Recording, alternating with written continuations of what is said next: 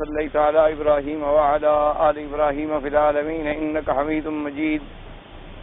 قال الله تبارك وتعالى في كلامه المجيد: أعوذ بالله من الشيطان الرجيم بسم الله الرحمن الرحيم سبح اسم ربك الأعلى الذي خلق فسوى والذي قدر فهدى والذي أخرج المرعى فجعله غثاء أحوى سنقرئك فلا تنسى إلا ما شاء الله إنه يعلم الجهر وما يخفى ونيسرك لليسرى فذكر إن نفعت الذكرى سيذكر من يخشى ويتجنبها الأشقى الذي يصلى النار الكبرى ثم لا يموت فيها ولا يحيا. قال المؤلف والمفسر رحمه الله تعالى: أدام النفع بعلومه وعلومكم في الدارين آمين. إلى أن قال الإمام أحمد حدثنا أبو عبد الرحمن قال حدثنا موسى يعني ابن أيوب الغافقي قال حدثنا أمي ياس بن عامر سمعت عقبة بن عامر الجهني لما نزلت فسبح باسم ربك العظيم قال لنا رسول الله صلى الله عليه وسلم: اجعلوها في ركوعكم. فلما نزلت سبح اسم ربك الأعلى قال: اجعلوها في سجودكم. ورواه ابو داود وابن ماجہ من حدیث ابن المبارک عن موسیٰ ابن ایوب به. اب مفسر رحمۃ اللہ علیہ سورۃ الاعلیٰ کی تفسیر میں ارشاد فرماتی ہیں کہ امام احمد رحمۃ اللہ علیہ نے یہ روایت نقل فرمائی ہے عقبۃ بن عامر الجہنی سے. وہ فرماتی ہیں کہ لما نزلت، جب یہ آیت نازل ہوئی، فسبح باسم ربک العظیم، حضور پاک صلی اللہ علیہ وسلم نے ارشاد فرمایا کہ اجعلوها فی رکوعکم، کہ اس کو اپنے رکوع کی تسبیح میں کر لو. تو رکوع میں پھر تسبیح ہو گئی سبحان ربی العظیم سبحان ربی العظیم. فرماتے ہیں فلما نزلت، اور جب یہ سورۃ الاعلیٰ نازل ہوئی سبح اسم ربک الاعلیٰ، حکم ہوا کہ اجعلوها فی سجودکم، کہ اس کو اپنے سجود کے اندر کی تسبیح میں سبحان ربی الاعلیٰ پڑھا کرو. تو اس سے یہ بھی معلوم ہوتا ہے کہ پہلے تو علم کا اصول جو ہے وہ ماشاءاللہ بڑا دقت طلب اور محنت طلب ہے. اس میں تو کوئی شبہ نہیں کہ یہ سور جو ہیں مکیہ ہیں، یعنی مکے میں اتری ہیں اور ہجرت سے پہلے اتری. لیکن اب ان معاملات میں بہت بڑی بحث اور تمہیس اور تحقیق کی ضرورت ہے کہ کیا یہ معراج سے پہلے اتری ہے یا معراج کے بعد اتری، کیونکہ نماز فرض ہوئی ہے معراج، پہلے نماز فرض نہیں تھی. پہلے حضور صلی اللہ علیہ وسلم کے لیے ابتدائی فرضیت جو ہے وہ تہجد کی نماز، رات کی نماز کے لیے تھی. لیکن یہ 5 نمازیں جو ہم پڑھتے ہیں یہ لیلۃ المعراج میں حضور پاک صلی اللہ علیہ وسلم کو عطا ہوئی. جیسے کہ صحیح احادیث مبارکہ میں مشہور اور متواتر ذکر موجود ہے کہ 50 نمازیں فرض کی گئیں. ہمارے آقا صلی اللہ علیہ وسلم نے بار بار درخواست کی، اللہ تبارک و تعالی نے 5 کا فرما دیا اور پڑھیں گے ہم 5 اور لکھی جائیں گی 50. یعنی اللہ نے پہلا فیصلہ بھی نہ بدلا، کیونکہ اللہ کا کوئی فیصلہ نہیں بدلتا ہے. تو پہلا فیصلہ بھی 50 کا قائم رہا اور امت پہ تخفیف بھی ہو گئی کہ پڑھیں گے 5 لیکن من جاء بالحسنۃ فلہ عشر امثالھا، ایک کی انہیں 10 نیکیاں ملیں گی تو لکھی جائیں گی 50. اب ان کی ضرورت ہے اس بات کی کہ بھئی یہ آیات مبارکہ جو ہیں ویسے بہرحال علماء کے راجح قول یہی ہے کہ یہ بات کی ہے. اب نماز فرض تو ہو گئی لیلۃ المعراج میں، اور معراج جو ہے ہمارے آقا کا صلی اللہ علیہ وسلم کا وہ مکی زندگی میں ہے، اس میں بھی کوئی شبہ نہیں ہے. معراج جو میرے آقا کو ہوا ہے اسراء اور معراج، اس کا تعلق مکی زندگی سے ہے، یعنی ہجرت سے قبل ہے. البتہ ایک بی بی عائشہ صدیقہ رضی اللہ تعالی عنہا سے روایت مبارکہ آتی ہے جس میں سیدہ عائشہ صدیقہ یہ فرماتی ہیں کہ بھی لوگ کیسے کہتے ہیں کہ حضور پاک صلی اللہ علیہ وسلم معراج پر اپنے بدن مبارک کے ساتھ تشریف لے گئے. وہ فرماتی ہیں ما فقدت جسد رسول اللہ صلی اللہ علیہ وسلم ان فراشی، میں نے تو حضور پاک کا وجود مبارک اپنے بستر سے جدا ہی نہیں پایا. حضور تو بستر پہ تھے.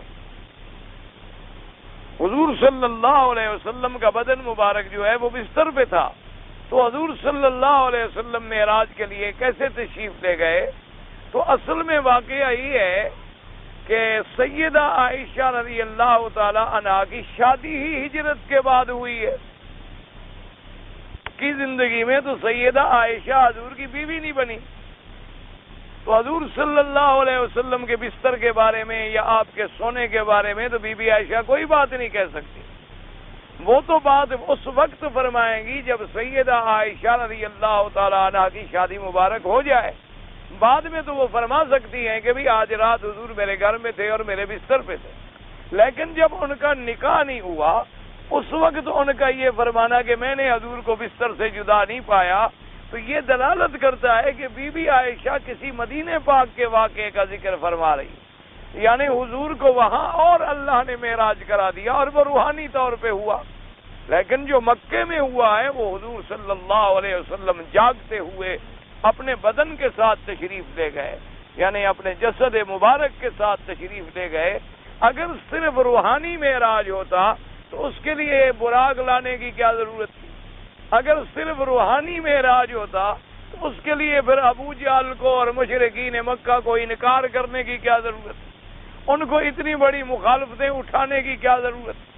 اب کیونکہ خواب تو پھر کوئی بھی دیکھ سکتا ہے، اس لیے حقیقت بات یہ تھی کہ میرے آقا کا جو معراج ہے وہ برحق ہے، اسراء اور معراج برحق ہے. اور راج جمہور کا قول مبارک یہی ہے کہ آپ نے جاگتے ہوئے اپنے بدن مبارک کے ساتھ یہ معراج ہوا ہے. اور چونکہ یہ مکی زندگی میں ہوا ہے لہذا بی بی عائشہ کی روایت کو ہم مدنی زندگی پہ محمول کریں. جیسے کہ حضرت معاویہ نے بھی انکار کیا کہ حضور صلی اللہ علیہ وسلم کو جسد مبارک کے ساتھ معراج نہیں ہوا بلکہ روحانی معراج ہوا ہے. تو اب حضرت معاویہ بھی مسلمان ہوئے مکہ فتح ہونے کے بعد. جب معراج ہوا ہے تو حضرت معاویہ تو مسلمان ہی نہیں تھے. تو لہذا ان صحابہ کی روایت کو ترجیح دی جائے گی جو اس وقت موجود تھے، جن لوگوں نے اس وقت حضور پاک سے اس واقعے مبارک کو سنا، جن لوگوں نے اپنی زبان مبارک سے سنا، کانوں سے سنا اور یاد رکھا. تو لہذا اب نماز تو ہمیں ملی لیلۃ المعراج میں. اسی لیے علماء نے لکھا ہے کہ حج فرض ہوا، روزہ فرض ہوا، زکوٰۃ فرض ہوئی، تمام دین لانے والے جبریل علیہ السلام ہیں. نماز ایک ایسی عبادت ہے کہ یہ خود میرا مدنی پاک لے کے آئے.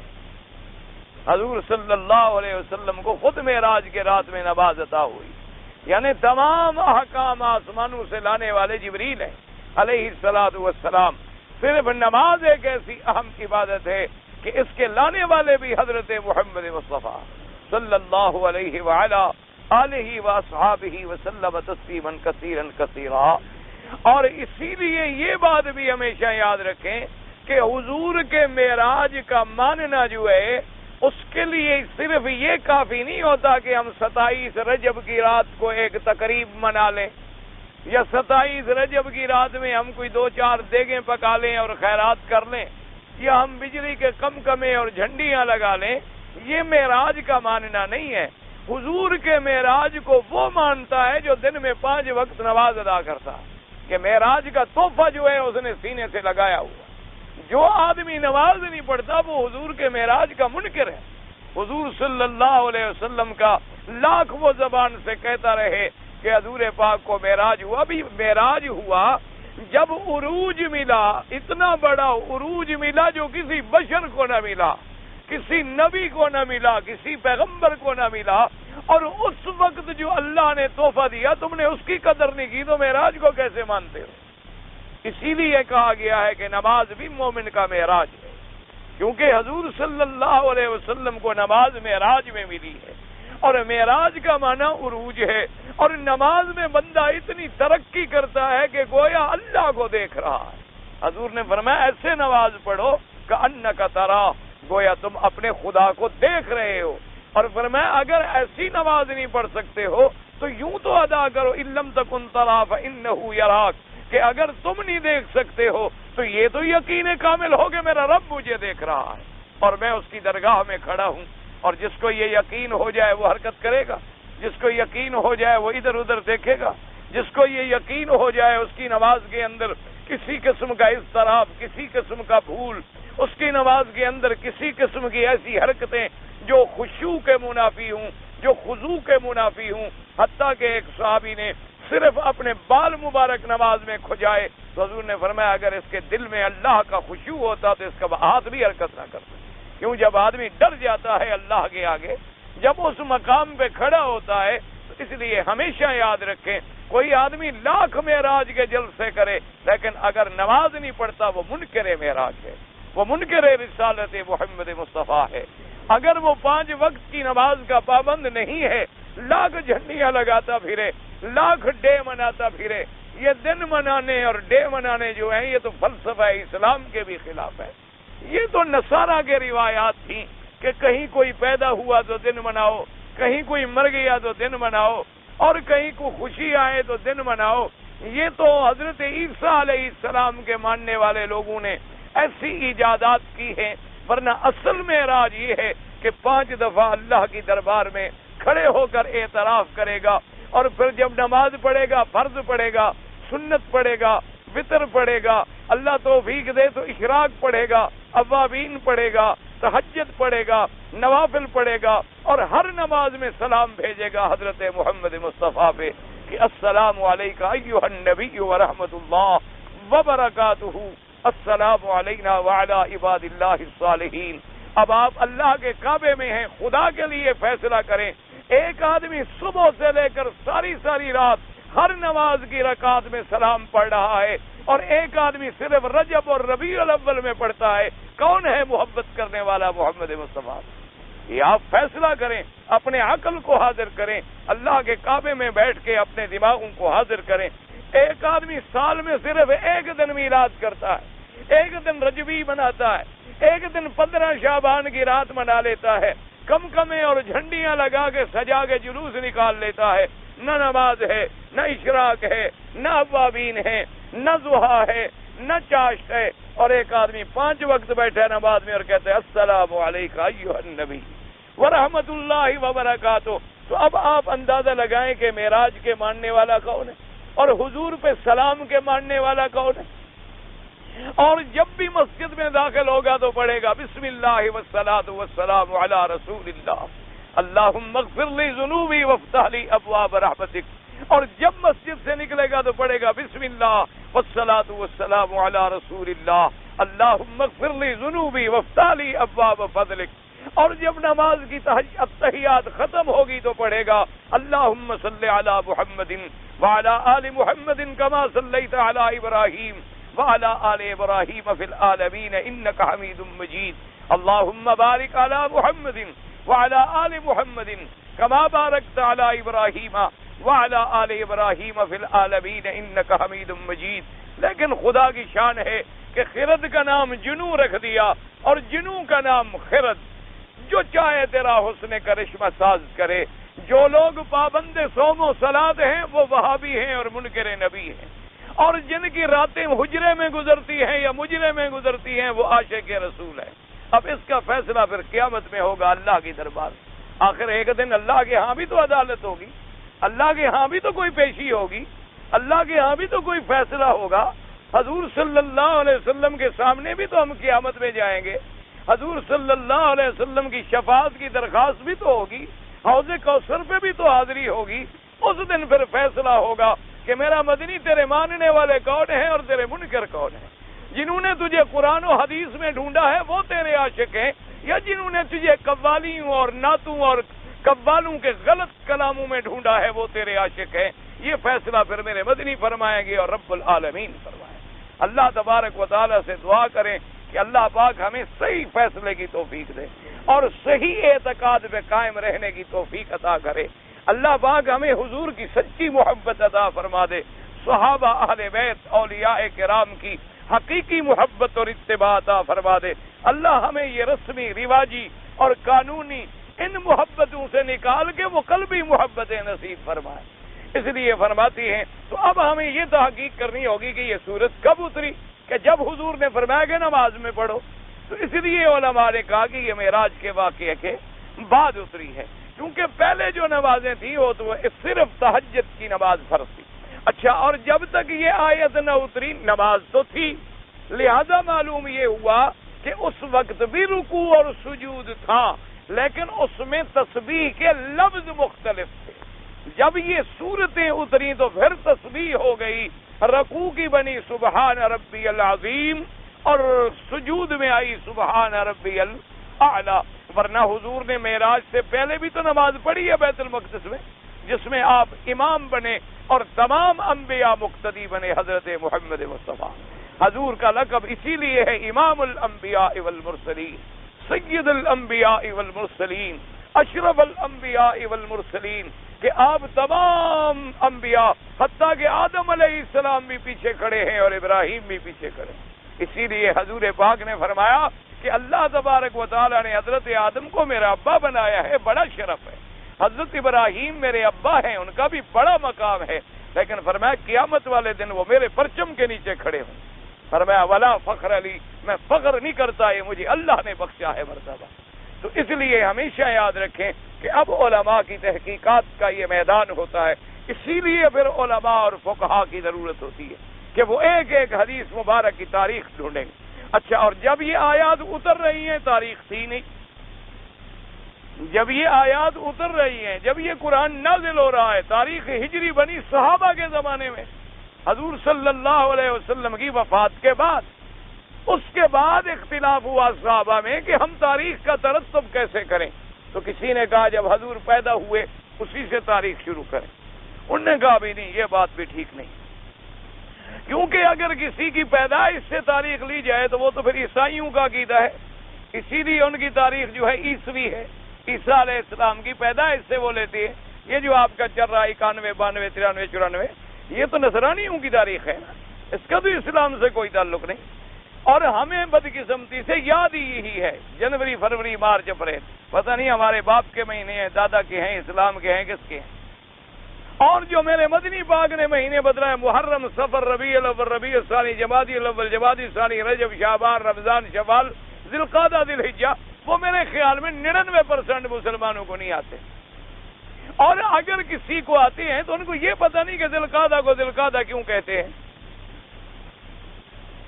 بھائی ذی القعدہ مہینے کا نام ہے، ذی القعدہ کو ذی القعدہ کیوں کہتے ہیں، شوال کو شوال کیوں کہتے ہیں، محرم کو محرم کیوں کہتے ہیں، صفر کو صفر کیوں کہتے ہیں، ربیع الاول کو ربیع الاول کیوں کہتے ہیں، ربیع الثانی کو ربیع الثانی کیوں کہتے ہیں، جمادی الاولیٰ جمادی الاخرہ کو جمادی الاولیٰ اور ثانیہ یا اولیٰ اور آخرہ کیوں کہتے ہیں۔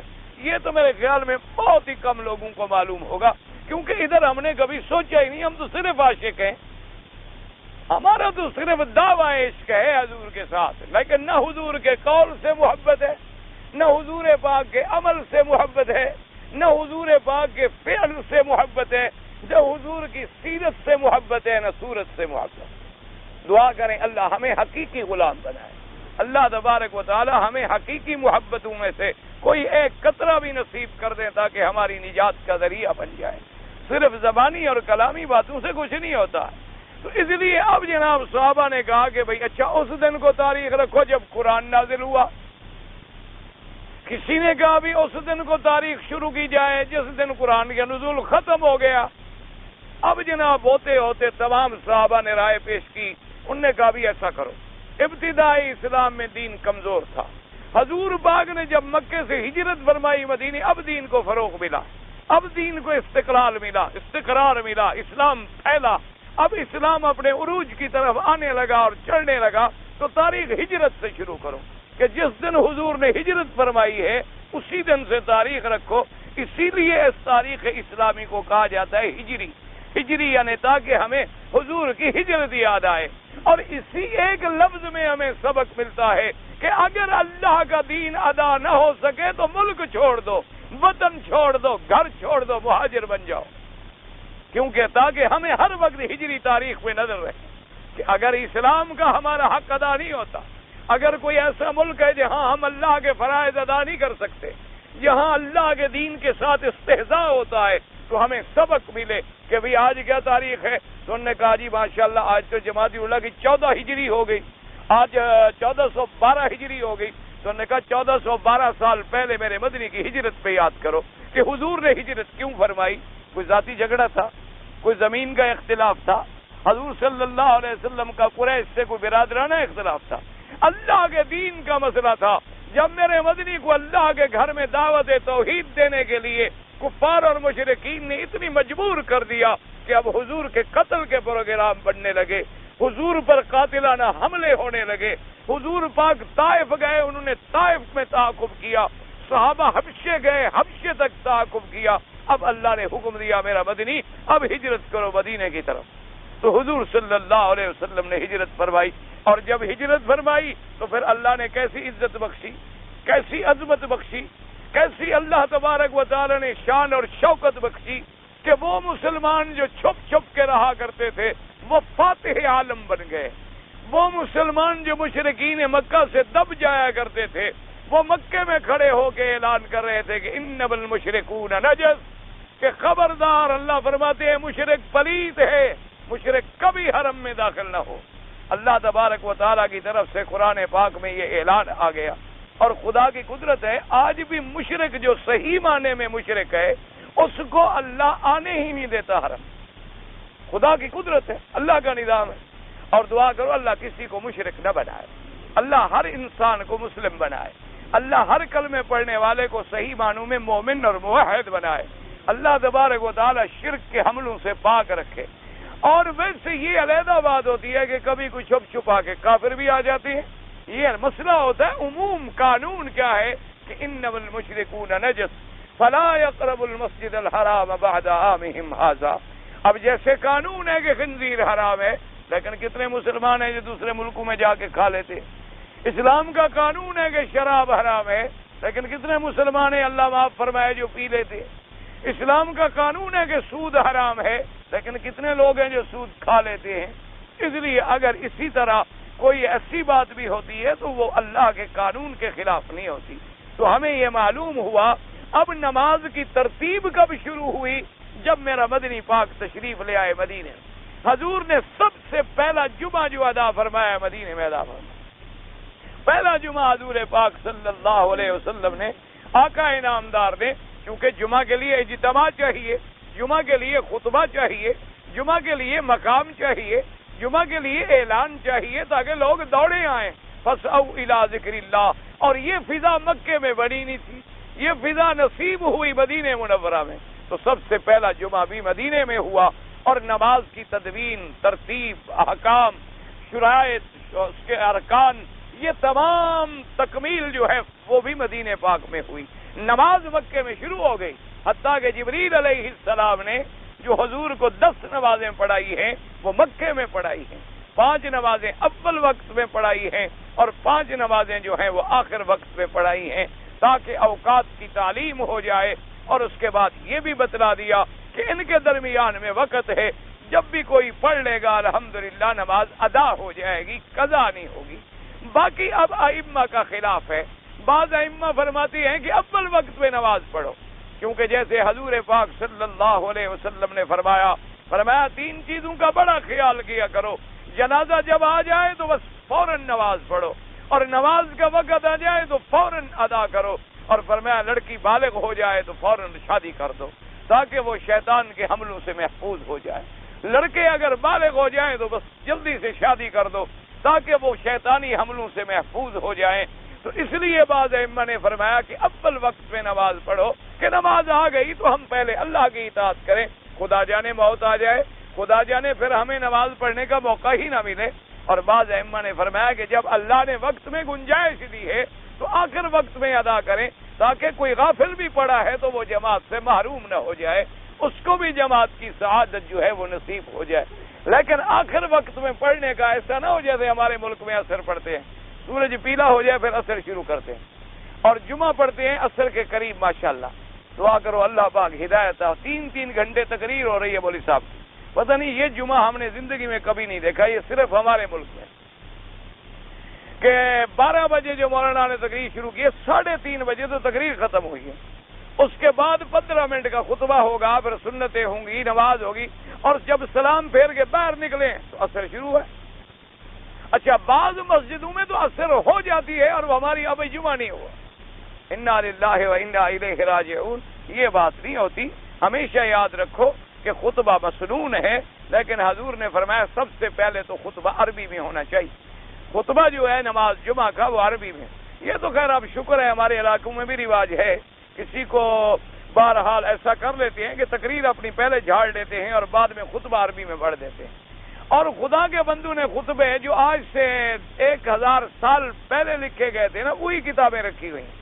اچھا اس خطبے میں اس وقت کی ضرورت کے مطابق جو کوئی کلمہ تھا وہ بھی آج تک مولویوں نے نہیں بدلا. وہ کلمہ موجود ہے، حالانکہ وہ بندہ مر گیا جس کے لیے وہ کہا گیا تھا، وہ واقعہ ختم ہو گیا. کیوں؟ اس کو آپ کو خود کو عربی کا ترجمہ نہیں آتا بیچارے کو. اس نے تو کتاب دیکھنی ہے اور جو اس میں لکھا اللہم، اس نے کہا اللہم، اس نے کہا اللہم انی اعوذ، اس نے کہا انی اعوذ، اس نے کہا الشوط الاول، اس نے کہا الشوط الاول. جیسے یہاں ہماری دعائیں ہو رہی ہیں اللہ کے کعبۃ اللہ میں جو ہمارے حاجی ماشاء اللہ پڑھتے ہیں، آگے جو معلم کہتا ہے الشوط الاول، بھی پہلا چکر پورا ہو گیا، سارے حاجی کہتے ہیں الشوط الاول. سمجھیں یہ بھی دعا ہے. وہ تو بتلا رہا ہے غریب تم کو کہ پہلا چکر پورا ہو گیا اور دوسرا چکر پورا ہو. یہ وہ ساتھ کہہ رہے ہیں تاکہ یہ بھی دعا میں شامل ہے. اور پھر جناب دعا جو ہے ایسی مانگ رہے ہیں بعض اوقات اللہ معاف فرمائے، اللہ معاف فرمائے، اللہ معاف فرمائے، بجائے دعا مانگنے کے بد دعا کر رہے ہوتے. اللہم اغفر مانا اللہ میرے گناہ معاف فرما. اگر غین کا نقطہ اڑا دیں اور کہ اللہم اغفر مانا اللہ مجھے ہلاک کر اور برباد کر. اس لیے جب حضور نے فرمایا بھی کسی دعا کی ضرورت نہیں ہے، سبحان اللہ والحمدللہ لا الہ الا اللہ اللہ اکبر وللہ الحمد لا حول ولا قوت الا باللہ العلی العظیم، اور سبحان اللہ یہ جو کلمہ آئے درود شریف آئے جس میں تیرا دل لگے، خشوع ہو، خضوع ہو، تیری توجہ اللہ کی عبادت کی طرف مبذول ہو، اور جو تیری زبان ہے تو کہ یا اللہ میاں مجھے کچھ بھی نہیں آتا، اللہ میاں میں تو کچھ مانگنا بھی نہیں جانتا. اللہ فرماتے طواف کوئی مانگنے پڑھنے کا نام نہیں، وہ تو چکروں کا نام ہے. 7 چکر تم پورے کر دو کچھ نہ پڑھو تب بھی قبول ہے. میں تو بغیر تیرے پڑھے کے قبول کرنے کے لیے تیار ہوں. تم بلا وجہ چیخ رہے ہو تو تمہاری اپنی مرضی ہے. خام خواہ تم ایسی دعائیں مانگ رہے ہو جس کا کوئی ثبوت ہی نہیں ہے. کبھی حضور کے صحابہ نے کتابیں نہیں اٹھائی، کبھی حضور کے صحابہ نے یہ دعائیں نہیں پڑھی طواف کا یہ پہلے چکر کی ہے. یہ تو علماء نے اس لیے لکھی تھی کہ دراصل لوگ کس سے کہانیاں کرتے رہتے ہیں، تو چلو بھی کسی طرح کسی عبادت میں لگ جائیں، کسی دعا میں لگ جائیں، کچھ تو پڑھتے رہیں اس میں آ جائیں.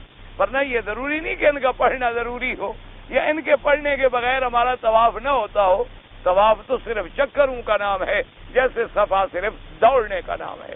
اس لیے جب یہ صورت نازل ہوئی، اب نماز تو پہلے بھی ہے، تو اس نماز میں کیا تھا؟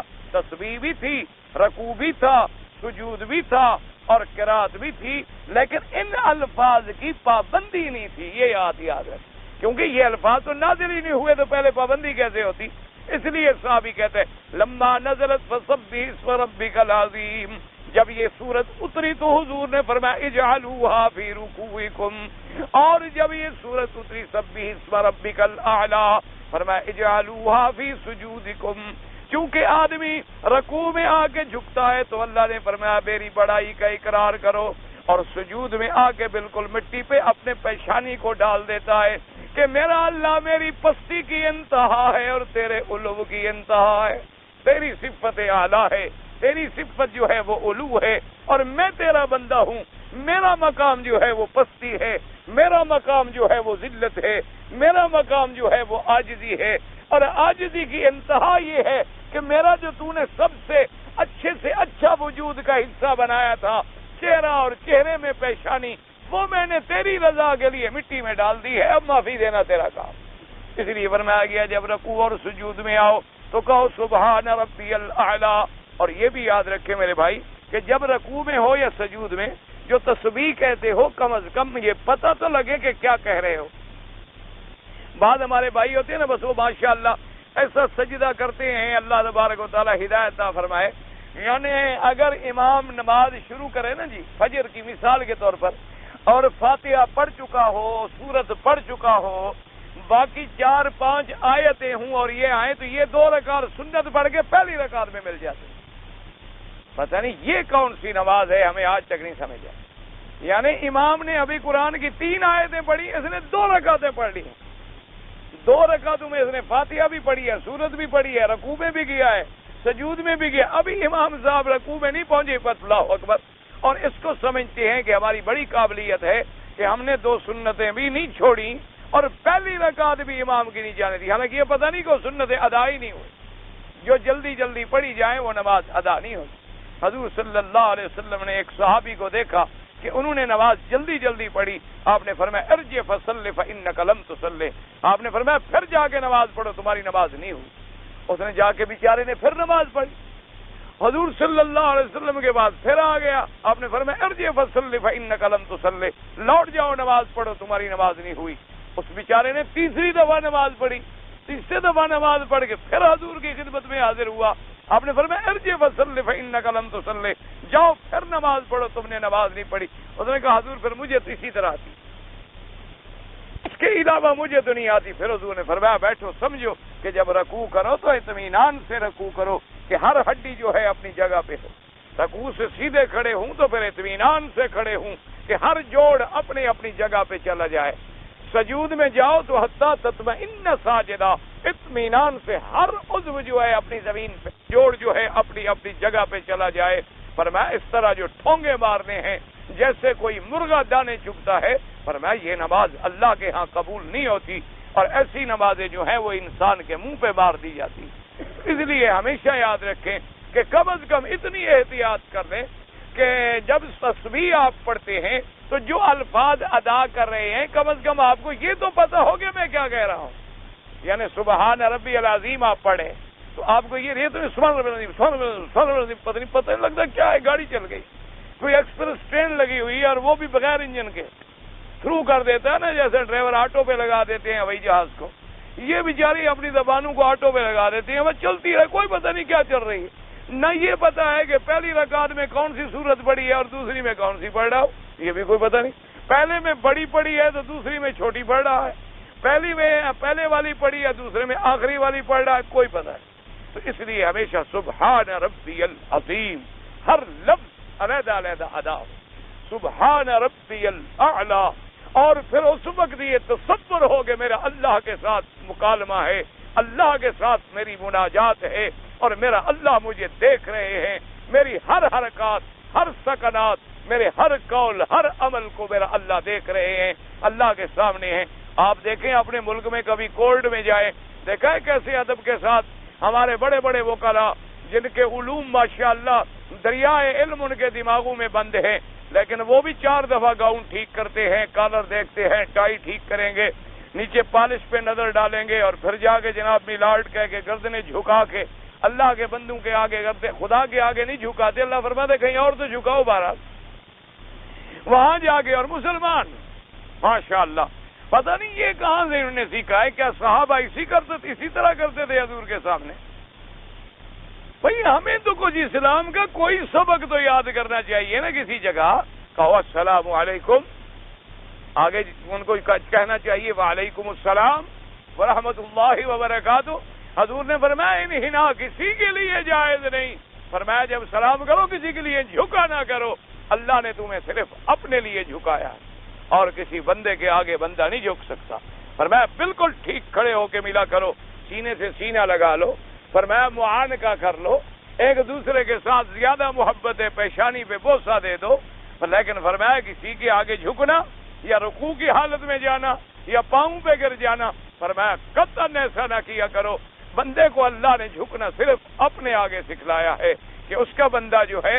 اسی لیے تو تمہارا تو اپنا، تم اگر عربی کے شوق نہیں ہے تو اپنے بیچارے اقبال کے پیغام کو ہی یاد کر لو. کتنی پیاری بات کہہ گیا، تو جھکا جب غیر کے آگے نہ تن تیرا نہ من. غیر کے آگے جب تو جھک گیا تو ختم ہو گیا، تیری کوئی حیثیت ہی نہیں ہے.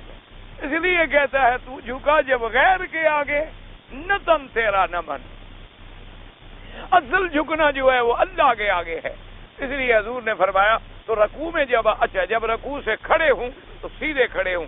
ربنا ولک الحمد حمدا کثیرا طیبا مبارکا کما یحب ربنا ویرضا. اور اگر اللہ توفیق دے تو اور پڑھیں الحمدللہ ملء السماوات وملء الارض وملء ما فیہما وملء ما شئت من شیء بعد.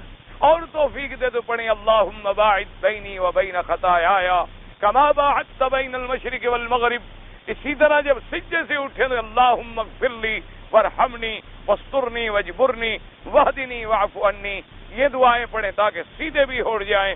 اور اسی طریقے سے فرمایا کہ جب التحیات پڑھو تب بھی ایک ایک لفظ نکلے التحیات للہ والصلوات والطیبات والسلام علیک ایھا النبی ورحمۃ اللہ وبرکاتہ السلام علینا وعلی عباد اللہ الصالحین اشہد ان لا الہ الا اللہ.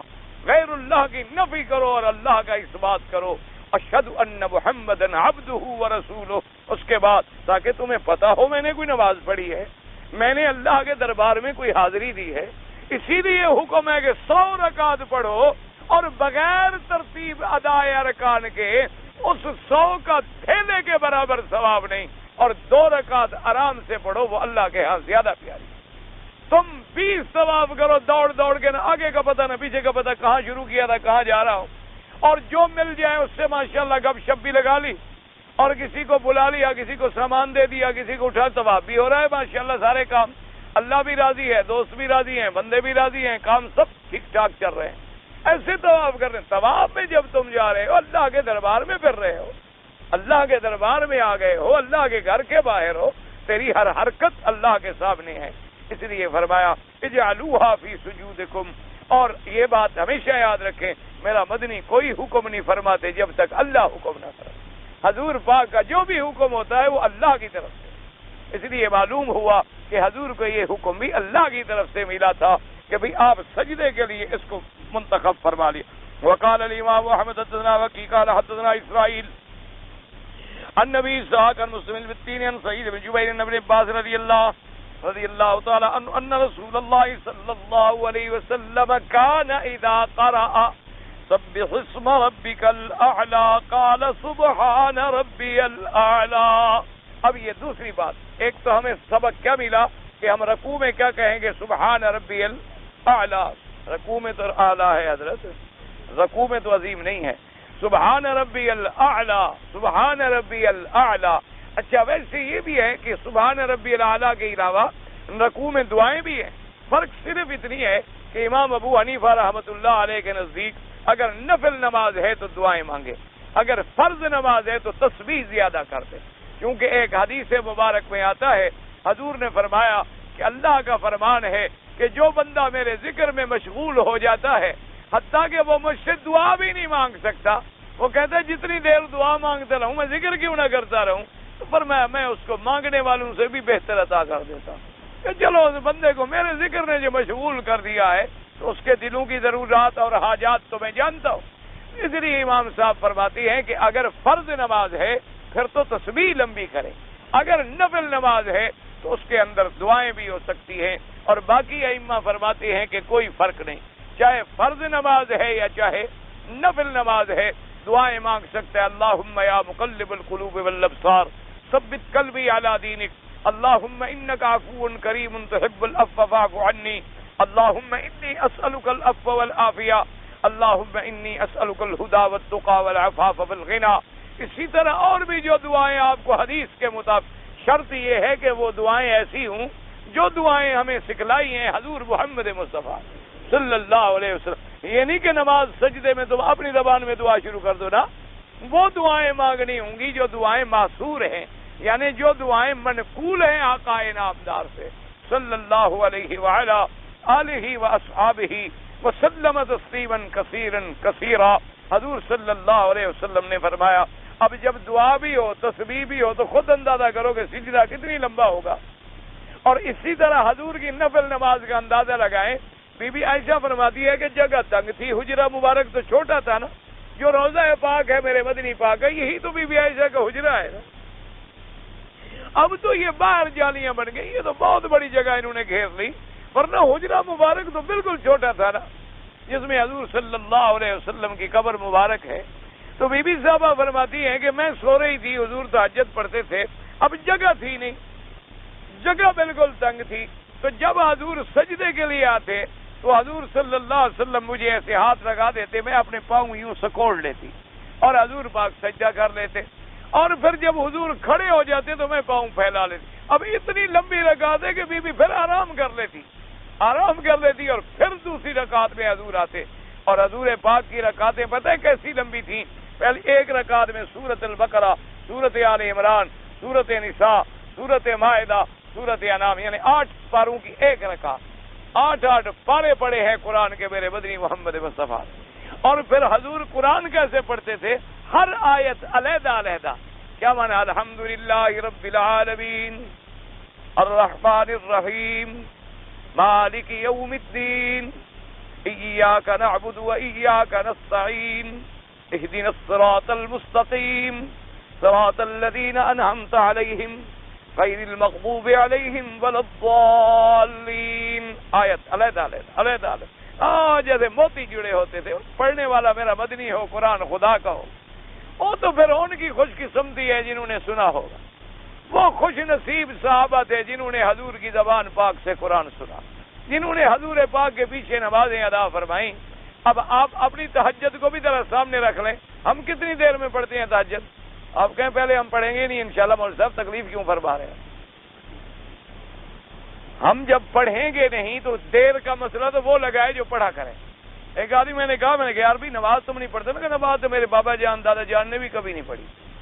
ماشاء میں نے کہا یعنی نسلی کافر ہو، مقصد یہ ہے کہ تم نہیں کافر ہوئے، نسلاً کافر چلے آ رہے ہو۔ یہ میں نہیں کہہ رہا، امام احمد بن حنبل کا فتویٰ ہے کہ جو آدمی ایک نماز چھوڑ دے وہ کافر ہو جاتا ہے، اس کا نکاح ٹوٹ جاتا ہے، مر جائے تو جنازہ نہ پڑھو اور مسلمانوں کے قبرستان میں دفن نہ کرو۔ ایک نماز ایک، اور ہم نے کتنی چٹ کی ہیں، اللہ معاف کرے، یاد بھی ہیں، حال ہی پیدا نہیں ہوتا۔ اور حاجی سے ریٹ پوچھو ریال کا تو ابھی گن کے بتا دیں۔ نمازیں زندگی میں کتنی چھوڑی ہیں، اللہ کے بندے کچھ نہیں کر سکتے ہو، توبہ تو کر لو اور آئندہ کے لیے پڑھنے کا فیصلہ کر لو۔ توبہ کر کے کم از کم ایمان میں تو آدمی آ جائے، کیونکہ میرے مدنی کے جو الفاظ مبارک ہے، امام احمد بن حنبل نے خود نہیں فرمایا، آپ نے فرمایا من ترک الصلاۃ متعمدا فقد کفر، فرمایا جو شخص جان بوجھ کر ایک نماز چھوڑ دیتا حقیقت کافر ہو گیا۔ تو حضور صلی اللہ علیہ وسلم کی اس حدیث مبارک کو سامنے رکھ کر امام احمد بن حنبل اللہ ان کی قبر پہ رحمت کرے، میں تو ہمیشہ کہتا ہوں بھی بعض ائمہ نے کچھ رعایت تو کی کہ انہوں نے کافر نہیں کہا، لیکن انہوں نے فاسق فاجر کہا۔ اس امام نے سخت لفظ تو اختیار کیا، اپنے مسلک کو شدت کے ساتھ ثابت کیا، لیکن اللہ قبر پہ رحمت کرے، جہاں جہاں اس کی فقہ ماننے والے ہیں بے نماز کوئی نہیں۔ آپ دیکھ لیں عرب میں، یہاں بھی تو اب دنیا کی انتہا ہو گئی نا، پیسے کی ریل پیل آنے سے تو پھر سب بلائیں آتی ہیں نا، جب دولت آتی ہے تو ساری چیزوں کو ساتھ لے آتی ہے نا، اس کے بھی تو کچھ تقاضے ہیں۔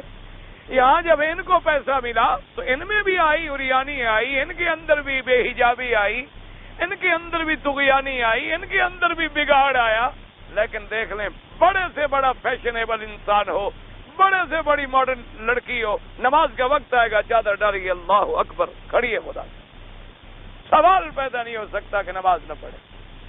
اور ہمارے تو مولوی کی لڑکیاں نماز نہیں پڑھتی۔ ہاں بالکل، جو میں جانتا ہوں بہت ساروں کو جانتا ہوں، میری تو برادری ہے، آپ کا نام تو میں نہیں لے رہا، آپ کے بچے سب پڑھتے ہیں، میں مولویوں کی بات کر رہا ہوں، اپنی برادری کی بات کر رہا ہوں، آپ کے بیٹے بچیاں سب پڑھتے ہوں گے ماشاءاللہ، میں اپنی برادری کی بات کرتا ہوں، جن کے ہاں ہم جاتے ہیں، جو ہمارے ہاں آتے ہیں۔ ہر آدمی کو اپنی جنس کا پتہ ہوتا ہے، دوسرے کا تو پتہ نہیں ہوتا۔ ہم نے کئی مولوی صاحبان دیکھے ہیں ماشاءاللہ، جن کے گھروں کے اندر بیٹی بھی نماز نہیں پڑھتی، بیوی بھی نماز نہیں پڑھتی، بچے بھی نماز نہیں پڑھتے، اور مولانا 3 گھنٹے نماز پہ تقریر کرتے ہیں باہر بیٹھ کے۔ انا للہ و انا الیہ راجعون۔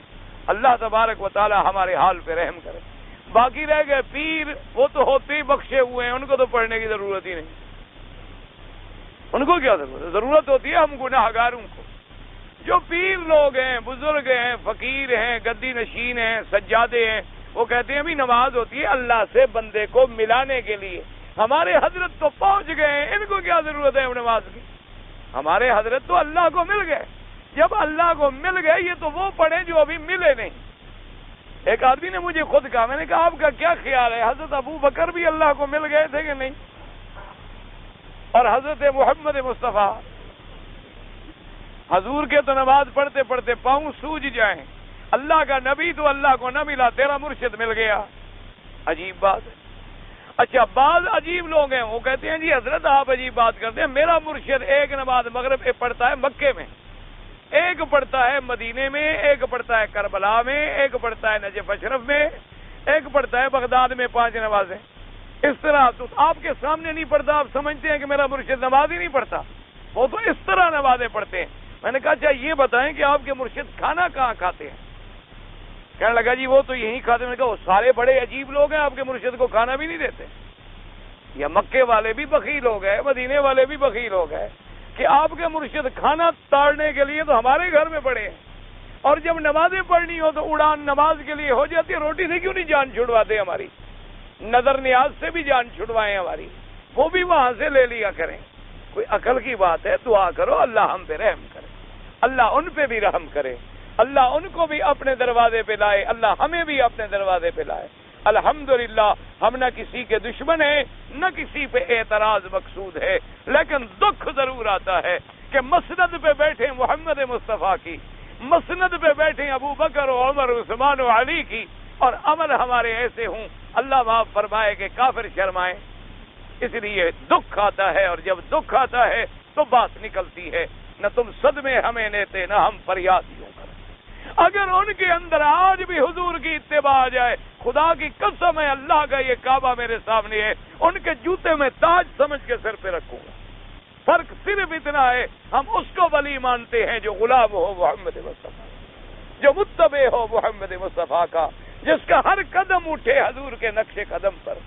اگر حضور کا وہ متبع نہیں ہے، اڑتا ہوا ہمارے سامنے آ جائے، انگاروں پہ چل کے دکھا دے، آگ کو پھونک مار کے بجھا دے، چلتے دریاؤں کو روک دے، ہم کہیں گے دجال ہو سکتا ہے، ابلیس لعین ہو سکتا ہے، یہ مرشد اور ولی نہیں ہو سکتا۔ مرشد اور ولی وہ ہو سکتا ہے جو غلام ہو محمد الرسول اللہ۔ ولایت ملتی حضور کے قدموں میں ہے، جب قدموں میں آئے گا نہیں ولایت کیسے؟ ولایت کا سر چشمہ جو ہے کہتے ہیں نا حضرت علی، اور حضرت علی کو کہاں سے ملی؟ محمد الرسول اللہ سے۔ یہ تو اسی نقش قدم، یہ تو ایک کڑا ہے، ایک سلسلہ ہے۔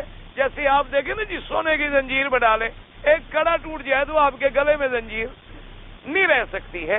اسی طرح یہ بھی ایک زنجیر ہے کہ جس کی زنجیر جڑ گئی ہے محمد عربی سے، اس کے پاؤں کی خاک بھی ہمارا سرما ہے، اور جو وہاں سے کٹ گیا ہے جب مردود ہے تو ہم کیوں مانیں؟ سیدھی سی بات ہے، کوئی وہابی کہے، کوئی منکر کہے، کوئی گالی دے، جو مرضی آئے کہے، اللہ تو نیتوں کو جانتے ہیں اور دلوں کو جانتے ہیں کہ ان کے دلوں کے اندر کیا ہے۔ اس لیے حضور نے فرمایا کہ جب قرآن پڑھو اور یہ سورت پڑھو، سبحان سبح اسم ربک الاعلی، تو فوراً کہو سبحان ربی الاعلی، یعنی یہ کلمہ جو ہے، کیوں اللہ نے حکم دیا نا میرے نام کی تسبیح بیان کرو، تو اب بندے کا کام ہے نا فوراً تسبیح بیان کرے، کہے سبحان ربی الاعلی۔ جیسے فرمایا کہ جب قرآن کی سورت پڑھیں آپ والتین والزیتون، آخر میں آتے ہیں الیس اللہ بأحکم الحاکمین، فرمایا بلا بلا احکم الحاکمین وانا علی ذلک من الشاہدین، میرا اللہ بالکل آپ سب سے بہتر فیصلہ فرمانے والے ہیں اور میں اس پہ گواہ ہوں۔ وہاں یہ لفظ اسی طرح فرماتی ہے جب پڑھو الیس ذلک بقادر علی ان یحیی الموتى، بلا اللہ فرماتے ہیں کیا اور وہ رب قدوس مردوں کو زندہ کرنے پہ قادر نہیں؟ کہو ہاں قادر ہے، ہمارا ایمان ہے۔ تو یہ حضور پاک نے ہمیں سکھلایا کہ جب یہ الفاظ مبارک آئیں تو آگے ہم نے یہ کہنا ہے، جب یہ آیات مبارک ہم نے پڑھے تو آگے ہمیں یہ کہنا ہے۔ فرمایا کہ جب پڑھیں سبح اسم ربک الاعلی تو اس کے بعد کہیں سبحان ربی الاعلی، وہکذا رواہ ابو داؤد عن زہیر بن حرب عن وقیع به قال وخولف فيه وكيع رواه وكيع شعبہ نبی اسحاق سعید عباس موقوفا. پہلی روایت میں کیا تھا؟ ان ابن عباس ان رسول اللہ صلی اللہ علیہ وسلم، یعنی حضرت ابن عباس نے کہا حضور فرماتے ہیں، وہ حدیث بن گئی مرفوع. دوسری سند میں ان ابن عباس موقوفا علی ابن عباس. تو پہلی سند اور دوسری سند کا فرق یہ ہے کہ پہلی سند مرفوعا عن رسول اللہ اور دوسری سند جو ہے موقوفا عن ابن عباس رضی اللہ تعالیٰ عنہ. وقال ابقال الثوری عن صدی عن عبد خیر قال سمعت علی رضی اللہ تعالیٰ عنہ قرأ سبح اسم ربک الاعلی فقال سبحان ربی الاعلی. وہ فرماتے ہیں کہ میں نے حضرت علی رضی اللہ تعالیٰ عنہ سے سنا کہ آپ نے یہ سورت مبارک پڑھی سبح اسم ربک الاعلی، تو اس کے بعد فرمایا سبحان ربی الاعلی. اس کے بعد فرماتے ہیں وقال ابن جریر حدثنا ابن حمید قال حدثنا حکام انبأنا بساق الحمدانی ان ابن عباس قال اذا قرأ سبح اسم ربک الاعلی یقول سبحان ربی الاعلی. حضرت ابن عباس رضی اللہ تعالیٰ عنہ آپ بھی جب یہ سورت مبارک پڑھتے تو فوراً کہتے سبحان ربی الاعلی، اور جب سورت پڑھتے تھے لا اقسم بیوم القیامہ فاتا علی آخریہ الیس ذلک بقادر علی ان یحیی الموتى یقول سبحانک وبلا. حضرت ابن عباس جب سورت القیامہ پڑھتے اور سورت القیامہ کی آخری آیت میں پہنچتے الیس ذلک بقادر، کیا وہ ذات اس بات پہ قادر نہیں کہ ان یحیی الموتى، کہ مردوں کو پھر قبروں سے زندہ کر دے؟ کہتے سبحانک وبلا، پاک ہے تیری ذات مولا، میرا اقرار ہے آپ قادر ہیں. اچھا یہ باتیں ہمیں سمجھ کب آئیں گی؟ جب قرآن سمجھ آئے گی. جب ہمیں قرآن ہی سمجھ نہ آئے کہ ہم کیا پڑھ رہے ہیں. وہ مثال مشہور ہے نا جی، کہ ایک ہمارے علاقے کا کوئی ہوگا میرے جیسا مولوی، وہ کسی عرب علاقے میں گیا. اس مولوی بیچارے کو، یہ قدرتی بات ہے، جس کو اللہ کو علم دے نا تھوڑا بہت ناز آ جاتا ہے، تھوڑا بہت تکبر تو آتا ہے نا. علم کا معنی اونچا ہونا ہے، جاننا ہے نا.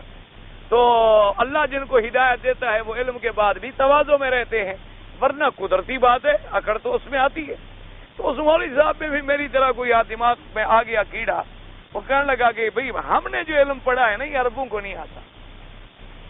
ہم نے بڑی محنت کی ہے، ہم نحو پڑھتے ہیں، صرف پڑھتے ہیں، بلاغہ پڑھتے ہیں، فقہ پڑھتے ہیں، اصول فقہ پڑھتے ہیں، اصول حدیث پڑھتے ہیں، ہم معقول پڑھتے ہیں، منقول پڑھتے ہیں، فلسفہ پڑھتے ہیں. حضرات بس سیدھا ایسے قرآن حدیث پڑھ لیتے ہیں، باقی علوم تو پڑھتے نہیں، لہذا ان کو کیا پتا. خیر جناب وہ آئے، ایک عربوں کی بستی تھی، وہ بیچارے سیدھے سادے لوگ تھے جیسے ہمارے یہاں دیہاتی لوگ ہوتے ہیں بستیوں میں. تو وہاں نماز کا وقت ہو گیا. انہوں نے دیکھا کہ ماشاءاللہ مولوی صاحب کی داڑھی مبارک ہے، شریعت کے مطابق پگڑی ہے اور سب کچھ ہے. تو نے کہا شیخ آپ نماز پڑھائیں. تو مولوی صاحب نے نماز پڑھائی. اب نماز جو پڑھائی تو سورۃ یوسف تلاوت فرمائی ابتدا سے، اور سورۃ یوسف پڑھتے پڑھتے 2 رکعتوں میں آپ وہاں تک پہنچے جب ان کو بھائی لے گئے اور اس کے بعد انہوں نے کنویں میں ڈالا. تو یہ بہرحال سورت جب نماز پڑھا لی تو ایک غریب بدو بیچارہ کھڑا ہو گیا. اس نے کہا حضرت آپ نے نماز تو پڑھائی، یوسف علیہ السلام کو کنویں سے تو کم از کم نکالو. تم تو کنویں میں ڈال کے جا رہے ہو، پر نکالے گا کون؟ اس نے کہا مولوی صاحب تمہیں اتنی علم بھی نہیں ہے کہ اللہ کے نبی کا ایک واقعہ پڑھے تو پورا تو کرو، اس کو کنویں سے نکال تو لو. اگلی ایک آیت پڑھ لیتے تو بات تو پوری ہو جاتی. کم از کم آدھا تم بریک مار کے جا رہے ہو گھر. یہ کیسا تم نے نماز پڑھائی تھی؟ مولوی صاحب کا تو اسی وقت عقل ٹھیک ہو گیا. اس نے کہا اتنا دین تو یہ بدو سمجھتا ہے، ان کے عالم کیسے ہوں گے؟ اتنی بات کا تو ان کو پتا ہے جو مجھے پتا نہیں لگا. ہمارا حال تو پھر یہ ہوتا ہے نا کہ جب ہم قرآن کو سمجھتے نہیں ہیں تو یہ بھی پتا نہیں ہوتا. ہمارے تو نعوذ باللہ اللہ معاف فرمائے، پتہ نہیں قرآن کے پارے کس نے لکھے ہیں، 30 پارے. مجھے تو آج تک یہ سمجھ نہیں آئی. اللہ اس کی مغفرت فرمائے جس نے بنائے ہیں. اللہ تبارک و تعالیٰ اس کی درجات بلند کرے. اب دعا ہی کر سکتے ہیں. یعنی پارا ایسی جگہ ختم ہوتا ہے جہاں نہ واقعہ ختم ہوتا ہے نہ آیت ختم ہوتی ہے. انا للہ و انا الیہ راجعون. بھائی پارا ختم کر رہے ہو تو کسی بات میں تو ختم کرو نا. اب آپ دیکھ لیں کہ 14واں پارا جہاں سے شروع ہوتا ہے، جب 13واں ختم کیا ہے تو کہاں کیا ہے؟ ایک سورت کی ایک آیت 13ویں میں ہے اور ربما یود الذین کفروا 14ویں میں. سورت اپنا 23واں پارا دیکھ لو کہ پچھلی آیت ابھی ختم وما لی لا اعبد الذی 23 میں ہے اور باقی 22 میں. اسی طریقے سے موسیٰ علیہ السلام کے قصے میں آپ 16ویں پارے میں دیکھ لیں کہ جب انہوں نے فرمایا فانطلقا حتى اذا لقيا غلاما فقتله قال اقتلت نفسا زكية بغير نفس لقد جئت شيئا نكرا، یہاں اس نے پارا ختم کر دیا. قال الم قل لك انك لن تستطيع معي صبرا، یہ جا کے اگلے پارے میں شروع کیا. پتہ نہیں کیسے انہوں نے 30 پہ، انہوں نے اصل میں میرے خیال میں ایسا کیا ہے کہ سارے قرآن کو اکٹھا کر لیا، اس کے پورے حروف گن کے تقسیم کر دیا 30 پہ، جہاں 30 ختم ہوا مہر لگا دی. یہ نہیں دیکھا غریب آدمی نے کہ آیت بھی پوری ہو رہی ہے کہ نہیں ہو رہی، ترجمہ بھی پورا ہو رہا ہے کہ نہیں ہو رہا، اللہ کے قرآن کی آیات بھی پوری. اس لیے یاد رکھیں یہ پارے حضور نے نہیں بتلائے، یہ پارے صحابہ نے نہیں بنائے، یہ بہت بعد میں تجویز ہوئے ہیں. بہرحال تو اس میں یہ بڑی بڑی بات، اسی لیے جب آپ عرب قرآن شریف اٹھائیں جو یہاں چھپے ہیں، اللہ ان کو جزائے خیر عطا فرمائے، یہ ان باتوں کا خیال رکھتے ہیں. اب جو عربی قرآن چھپا ہوا ہے آپ اس کو بھی دیکھیں اور اپنے پارے بھی ملائیں، پھر آپ کو سمجھ آئے گا کہ انہوں نے کتنی خیال کیا ہے کہ قرآن اسی طرح آئے جس طرح جمع کیا ہے صحابہ نے اور جس طرح لکھوایا ہے حضرت عثمان رضی اللہ تعالی عنہ نے. یہ مصحف جو ہے اعلیٰ طریق مصحف عثمان ہے رضی اللہ تعالی عنہ، اللہ جزائے خیر دے. بہرحال اگر آپ کے ملک میں بھی کوئی عالم محنت کر لیں تو تھوڑی سی اصلاح کی بات ہے، کوئی مشکل بات تو نہیں ہے کہ کمپنیوں کو ہدایت کر دیں کہ آئندہ قرآن کی ترتیب جو ہے پاروں کی وہ یوں کر دو. اصل مقصد تو صرف آسانی کرنی تھی نا کہ ایک ایک پارا یاد کرنے میں بچے کو آسانی ہو، منزل پڑھنے والے کے لیے آسانی ہو، اور تو کوئی بات نہیں تھی. تو اگر وہ تھوڑی سی اصلاح فرما دیں تو اللہ پاک ان کو بھی جزائے خیر دیں گے اور اللہ تبارک و تعالی ہمارے لیے بھی آسانیاں پیدا فرما دیں. تو اب یہ باتیں قرآن کی تب سمجھ آتی ہیں جب قرآن کا ترجمہ آتا ہو، جب قرآن کے ساتھ ذوق ہو. اللہ آپ کو نصیب کرے، اللہ مجھے بھی نصیب کرے. دعا کریں اللہ ہر مسلمان کو نصیب فرمائے. اللہ عالم. کہتا ہے جی بعض لوگ جو ہم مزدوری کرنے کے لیے مجبوراً اپنی غربت کی وجہ سے یہاں آئے ہیں تو کتنا عرصہ ہم بیوی سے دور رہ سکتے ہیں؟ ویسے تو اصولی بات یہ ہے کہ حضرت عمر رضی اللہ تعالیٰ عنہ نے فیصلہ فرمایا تھا کہ کوئی آدمی اپنی بیوی سے 6 مہینے سے زیادہ دور نہ رہے. لیکن اگر اس کے علاوہ آپ بھی صبر کر سکتے ہیں اور گناہوں سے بچ سکتے ہیں اور بیوی بھی صبر کر کے گناہوں سے بچ سکتی ہے، اس سے زیادہ مدت بھی آپ علیحدہ رہ سکتے ہیں. شریعت نے کوئی پابندی نہیں لگائی کہ اگر آپ 2 سال نہ جائیں تو کوئی نکاح ٹوٹ جائے یا 3 سال نہ جائیں تو نکاح نہ رہے. نہ، شرط یہ ہے کہ دونوں معصوم پاک رہیں، گناہوں سے بچیں، کیونکہ نکاح کا مقصد یہ ہوتا ہے. تو اس لیے اگر آپ کا 2 سال کا کنٹیکٹ ہے تو 1 سال آپ چھٹی کر کے 1 مہینے کے لیے چلے جایا کریں. ایک دفعہ بیوی کو منگا لیا، اس کو رمضان بھی نصیب ہو گیا، حج بھی نصیب ہو گیا اور شوہر بھی نصیب ہو گیا.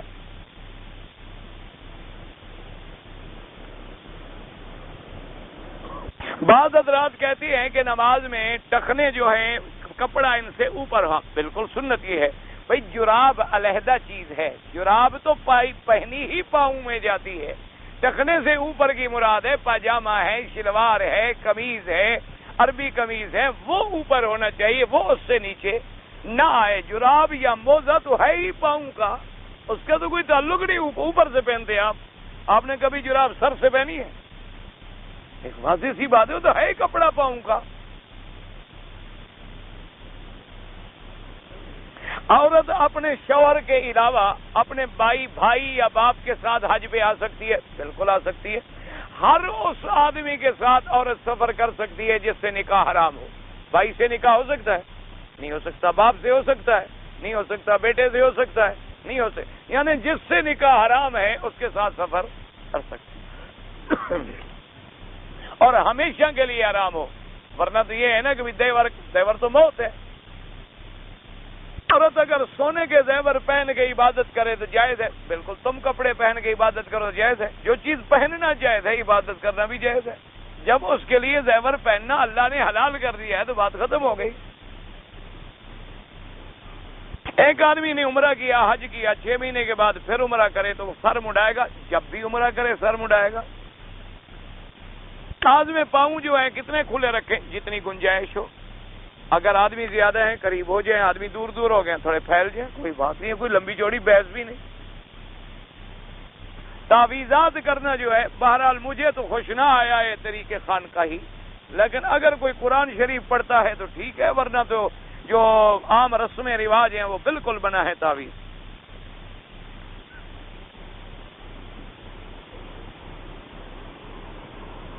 میں بہرحال مقصد ہے، میں نے شادی اپنی مرضی سے کی ہے اور والد صاحب نہ خوش ہیں، والد صاحب کہتے ہیں طلاق دے دو، میں بھی خوش ہوں، بیوی بھی خوش ہے، کوئی ضروری نہیں ہے ان کے حکم پر طلاق دے دو، لیکن بہرحال ایک کوشش کرو کہ کسی نہ کسی شکل میں والد کو راضی کرو، ورنہ شریعت یہ حکم نہیں دیتی کہ جو والدین شریعت کے خلاف حکم دیں اس کی بھی ہم تعمیل کریں۔ خدا نہ خواستہ کل کو والدین کہیں نماز نہ پڑھو، یا والدین کہیں روزہ نہ رکھو، یا والدین کہیں قرآن شریف نہ پڑھو، ایسی باتیں ماننا ضروری نہیں ہے، لیکن والدین کو کسی شکل میں راضی کرو۔ بیوی دوسری مل جائے گی، باپ دوسرا نہیں ملتا، بیوی تو دوسری کوئی نہ کوئی اللہ دے ہی دے گا نا، لیکن باپ کہاں سے ہم لے آئیں گے؟ اگر چاہے اپنے بھائی حج کرنا چاہے بھائی، ہاں بالکل والد کا والدہ کا حج کر سکتے ہیں، سب بھائی کا سب کا۔ تھوڑے تھوڑے بال جو عمرے کے کٹواتے ہیں ایک بکری بطور دم دینی پڑتی ہے، اس طرح پھروائیں، یا جتنے بال ہیں کم از کم سارے سر کا چوتھا حصہ بالوں کا اتر جائے۔ اگر ایک آدمی روزے کے ساتھ ہے اور اس نے انجیکشن لگوا لیا، روزہ ٹوٹ جائے گا؟ بالکل نہیں ٹوٹے گا۔ اگر ایک عورت نے وضو کر لیا تھا، بچہ رونے لگ گیا تو اس نے اس کو دودھ پلا دیا تو وضو ٹوٹ جائے گا؟ نہیں ٹوٹے گا، کیوں؟ دودھ پلیت ہے، وہ پلیت چیز باہر نکل آئی ہے۔ عجیب لوگ ہیں، پتہ نہیں کامن سینس ہے، اتنا تو عقل بھی لڑا لیا کرو۔ اصل یہ ہے نا، وہ کہتے ہیں مولوی اپنی برادری دے گا، فارغ ہے، مفت ہے، تو کچھ تھوڑا بہت چھیڑ لئیے، ٹھیک ہے بھائی، میں آپ کا بھائی ہوں، بس جو مرضی ہے کر۔ جو جمعہ کی اذان سے 5 منٹ پہلے بعد لوگ 4 رکعت سنت پڑھ لیتے ہیں، وہ سنت ہو جاتی ہے۔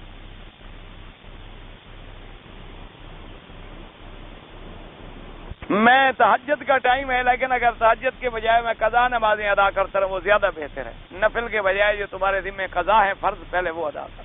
اللہ تبارک و تعالی آپ کو بھی مجھے بھی توفیق دے، اور دل سے دعا مانگو اللہ ہمارے گناہ معاف کر دے، اللہ ہماری خطائیں معاف کر دے، اللہ تبارک و تعالی تمام جھگڑے اختلافات فسادات ختم فرما دے، اللہ تمام اسلامی ملکوں میں امن امان قائم فرمائے، مسلمان جہاں بھی ہے جس ملک میں ہے اس کی جان مال آبرو عزت کی حفاظت فرما، یا اللہ بابری مسجد کی حفاظت فرما، یا اللہ مسلمانوں کی تمام مساجد کی حفاظت فرما، یا اللہ مسلمان جس ملک میں ہے اس کی حفاظت فرما، یا اللہ مجاہدین کشمیر افغانستان اور فلسطین کی قدم قدم پہ مدد فرما، یا اللہ حرمین الشریفین کو قیامت تک ہر فتنے سے محفوظ فرما، یا اللہ بیماروں کو شفا عطا فرما، بے حیاؤں کو حیا عطا فرما، بے دینوں کو دین عطا فرما، بے اولادوں کو اولاد عطا فرما، جن کی اولاد ہیں ان کو اپنی اور والدین کی فرما برداری نصیب فرما، یا الہ العالمین ہم تیرے عاجز بندے ہیں، ہمیں تو مانگنا بھی نہیں آتا، بغیر مانگے عطا فرما، یا اللہ بغیر مانگے اپنی رحمتیں عطا فرما،